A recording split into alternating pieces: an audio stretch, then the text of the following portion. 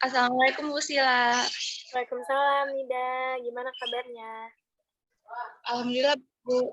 Alhamdulillah ya, semoga dalam keadaan sehat semua. Seperti janji kita kemarin, kita mau mengadakan konseling secara online ya Nida ya. Jadi gimana Nida, kenapa kemarin tiba-tiba bisa hubungi Ibu, lagi merasakan apa nih Nida? Iya Bu, jadi akhir-akhir ini aku lagi ngerasa insecure banget sama teman-teman kelas. Juga kayak ngerasa dibeda-bedain gitu sama teman-teman kelas gitu Bu. Kalau Ibu boleh tahu dibeda-bedakannya dalam hal apa nih Nida? Misalnya kalau misalnya kita gak aktif pelajaran atau cuma diem aja atau kurang ngerti lah sama pelajaran itu kita bakal didiemin gitu, atau bahkan kita ngomong di grup pun sekarang kan online ya, jadi kalau misalnya kita ngomong di grup atau nyampein sesuatu di grup tuh kayak nggak ditanggepin gitu sama teman-teman gitu Bu. Oh gitu, tapi secara pertemanan gimana Nida? Kalau ini kan di dalam materi pelajaran ya, kalau secara pertemanan apakah Nida ada teman akrab atau gimana? Kalau secara pertemanan sih yang teman dekat tidak ada ya, maksudnya ya udah semuanya sama. Tapi kalau misalnya kita lagi kumpul, misalnya lagi kerja bareng atau main seperti biasa lah, itu ya seakan-akan gak ada apa-apa, tapi di belakang itu mereka seperti kayak ngomongin saya gitu di belakang gitu. Nah itu yang bikin saya tuh insecure gitu Bu. Jadi insecure-nya dalam hal Nida nggak bisa bersosialisasi atau bagaimana? Ini sih lebih ke pelajaran, kalau bersosialisasi kayak biasa aja sih Bu, kayak seakan-akan gak ada apa-apa. Lalu? Lalu kalau misalnya, pokoknya yang bikin saya insecure itu setiap ada tugas itu tuh yang bikin saya takut gitu, kayak ntar menyampaikan tugas direspon nggak ya sama teman, atau didiemin nggak ya, atau mereka mau nggak ya nerima saya di kelompoknya gitu. Oh baik, jadi Nida ini merasakan kurang ya untuk menangkap materi, jadi rasa malu terhadap teman-teman seperti itu ya Nida ya?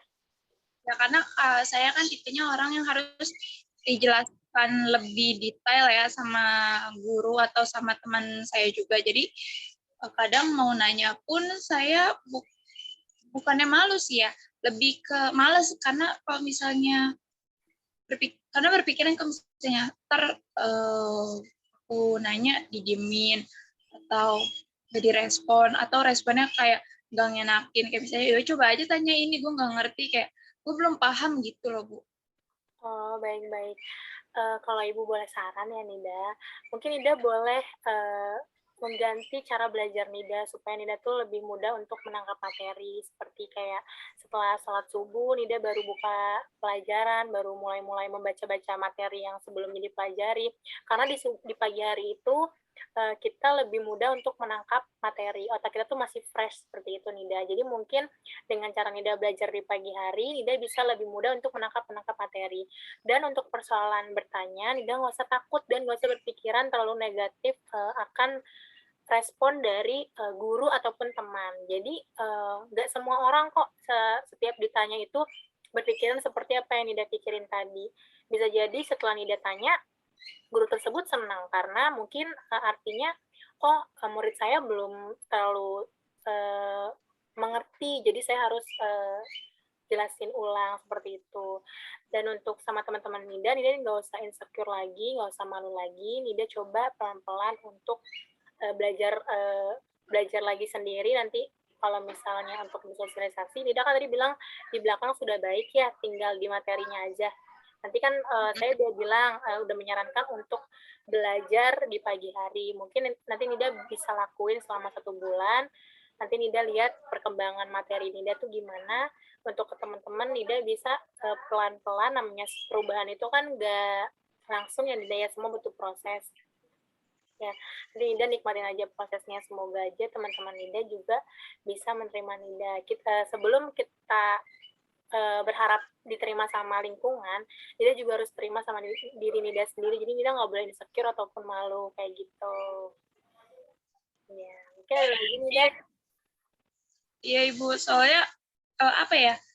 Karena kalau misalnya udah digituin, jadi kayak gak enak gitu loh hatinya, kayak merasa gak dihargain gitu kan, kayak kita ngomong ini itu tuh kayak nggak dihargain. Karena saya pernah kayak menyarankan untuk karena ada tugas observasi gitu, jadi saya menyarankan suatu tempat, terus gak direspon gitu sama mereka. Tapi giliran teman saya yang bicara, yang ngomong di grup ini setelah saya, malah direspon gitu. Jadi kan kayak beranggapan, kayak udah deh besok-besok nggak usah deh, mending diem gitu, mending kayak ngikutin aja apa yang mereka saranin, kayak apa yang udah mereka direncanakan oleh mereka. Jadi kayak saya lebih mengikuti sih, kayak karena itu sih kayak hatinya gak enak gitu loh, kayak nggak dihargainin gitu sih Bu. Iya, Ibu ngerti sih, pasti jadi Nida juga rasa kecewa ya, kan Nida mau berusaha untuk berpartisipasi, tapi ternyata nggak dihargain, itu pasti rasanya nggak enak ya. Ibu ngerti. Pandang sebelah mata gitu sih ya.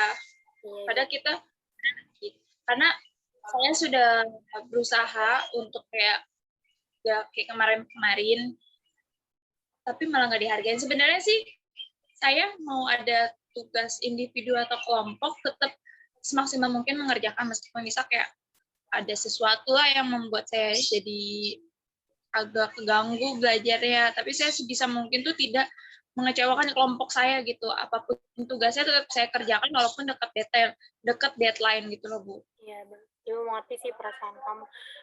Cuma mungkin coba Nida lebih memilih teman ya, jika circle Nida ini menurut Nida tidak menghargai Nida, coba Nida mencari teman yang bisa menghargai Nida gitu, yang bisa satu hati sama Nida seperti itu. Jadi dari mulai bersosialisasi dengan teman yang bisa menghargai kita jadi bisa gampang untuk bersosialisasi ke yang lain juga gitu Nida. Mungkin kalau saya selalu dapatnya mereka terus ya Bu.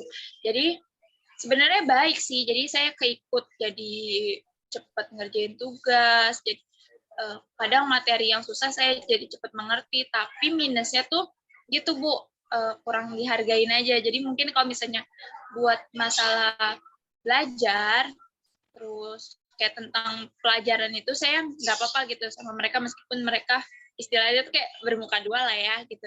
Tapi kalau misalnya udah main, kadang saya nggak ikut sih gitu, karena itu gitu.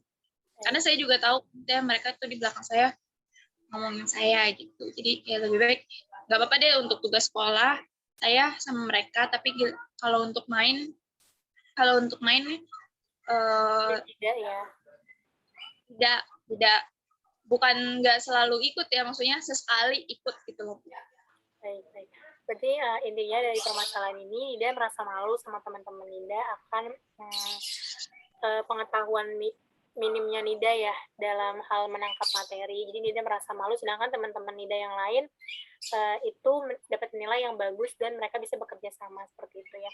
Jadi ya seperti yang Ibu bilang awal, coba Nida ganti cara belajar Nida.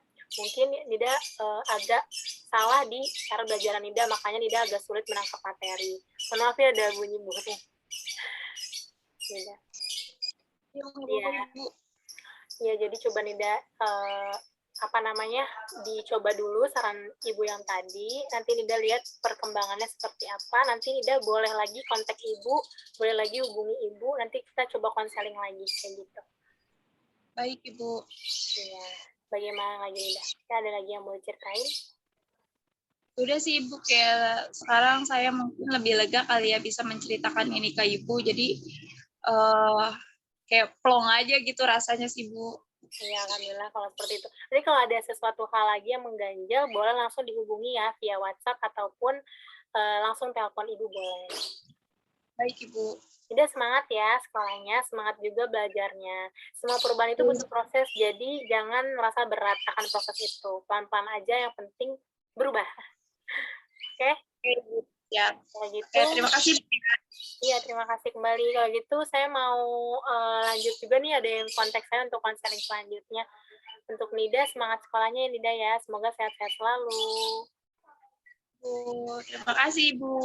Ya, sama-sama. Assalamualaikum warahmatullahi wabarakatuh. Assalamualaikum warahmatullahi wabarakatuh.